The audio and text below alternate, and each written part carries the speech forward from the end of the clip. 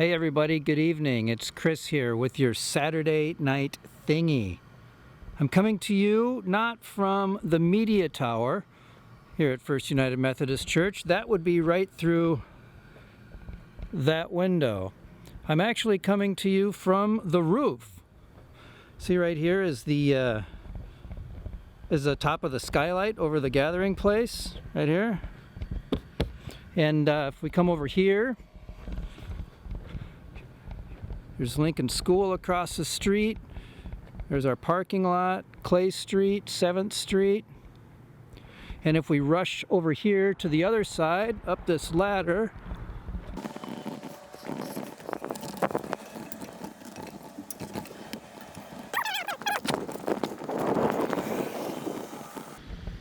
over here is Washington Street. I'm not getting close to the edge. And our neighbors, St. Pat's across the street. And there's our tower. It's still up there a little ways. I'm not going up there either.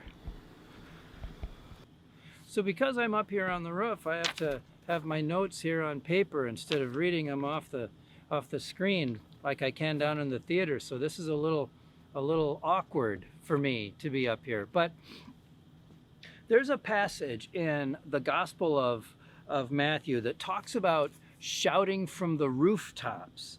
So here we are on the roof. There's smoke over there. I don't know what it is. You see things from up here. But what should we shout from up here? What should we shout? Go Panthers!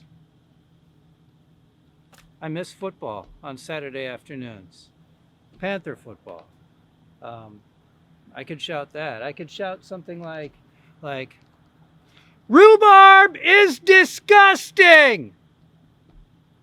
That's something I firmly believe. And so I have no problem shouting that. But that's not what Matthew's talking about. In the 10th chapter and 27th verse, it says this. This is what's going on here. Jesus is teaching his followers. That's us, right? Jesus is teaching his followers how to be bold in proclaiming his good news, and he tells them this. He says, what I say to you in the dark, tell in the light. What you hear whispered, proclaim from the rooftops. You know, Jesus' teachings are not to be kept secret. This passage here that we just read, it's a lesson to not be bashful about what we believe and what we stand for as Christians. It's a lesson to proclaim without fear that Jesus is the way and the truth and the life.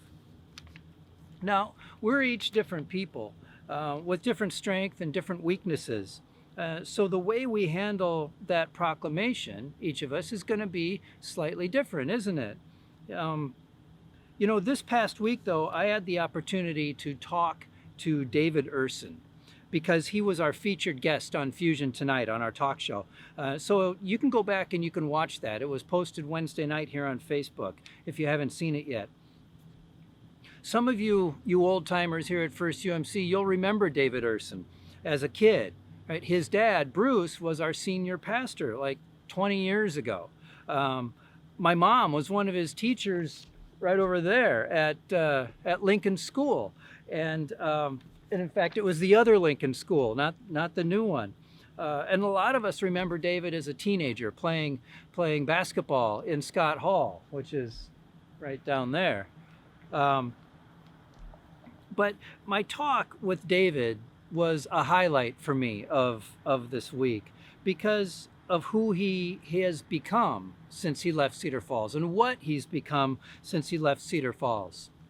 You know, with his dad being a pastor, David certainly grew up in a faithful household. He grew up in a household where proclaiming the gospel boldly was just probably what they did. It was expected. And David, as a man now, as a grown man, he's taken that ball and he's run with it. He didn't go to seminary like his dad did. He didn't follow that path into ordained ministry. But he's become a preacher of the gospel in his own right. See, David has formed his own ministry, and he's called it Making Jesus Known. And you can find him online, makingjesusknown.org. Not .com, that's somebody else, .org. Oh, good, the air conditioner just started. Let's shift. Jeez. I don't need to be competing with that noise. Anyway, so David started this ministry of his own called Making Jesus Known. And you know, when we aren't locked down by global pandemics, David travels the world and he organizes these crusade-type gatherings where he might preach to thousands of people on any given night. And he's been all over the world doing this, but he's sort of settled on India and Pakistan as the countries where he's going to focus his efforts. Now, David told me that he preaches a simple message, that Jesus is the way and the truth and the life. And he preaches being intentional about your baptism and being intentional about living a faithful life. David's message is fundamental Christianity, and he's totally unashamed to shout it from a stage, or if I'm sure if he were here, he would shout it from this rooftop. And honestly, his passion for Jesus is so authentic and is so enthusiastic that it's infectious. It was fun to talk to him on Zoom for 45 minutes. Now, that's not a style of ministry that we're all cut out for, is it? Now, David goes into areas where Christianity may be threatening to the culture that's there, that's in place. And his faith has led him into this courageous, this adventurous, this audacious style of ministry. That type of courageousness and audacity isn't for all of us, is it? You know, we frequently talk about how all of us can be ministers to each other, how we all can reach others for Christ in our own ways. We talk about how nurses do that through healing.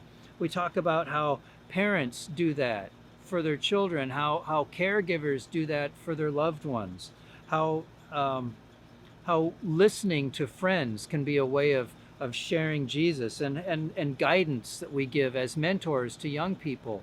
You know, those are all ways that we have of connecting ourselves and their selves to Jesus, and they're all important. They're all valid. They're all a part of our Christian calling.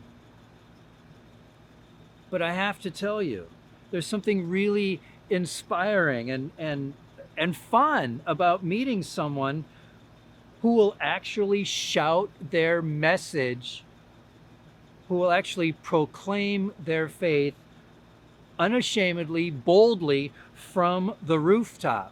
And David Urson is one of those people. He would have no problem at all standing up here on this roof and shouting, "Jesus is the way and the truth and the life."